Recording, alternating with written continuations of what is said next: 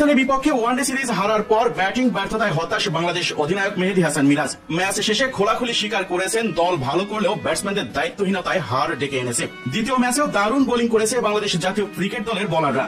আফগানিস্তানকে মাত্র 190 রানে আটকে দেয় তারা। তবে এই রানেই বাংলাদেশের ব্যাটসম্যানদের কাছে যেন পাহাড় সম হয়ে দাঁড়ায়। মাত্র 109 রানে অল আউট হয়ে 81 রানে ম্যাচ হেরেছে বাংলাদেশ। ম্যাচ শেষে হতাশ কণ্ঠে মিরাজ বলেন, আমার মনে হয় আমরা সত্যিই খুব ভালো বোলিং করেছিলাম এবং আমরা সহজেই এই লক্ষ্যটা তারা করতে পারতাম, কিন্তু আজ আমাদের ব্যাটিং খুব খারাপ হয়েছে। তিনি জানান, ব্যাটিং ইউনিটে জুটি করার পরিকল্পনা থাকলেও সেটা কার্যকর হয়নি। ব্যাটসম্যানদের ব্যর্থতা স্বীকার করতে কোনো রাগ ঢাক করেননি মিরাজ।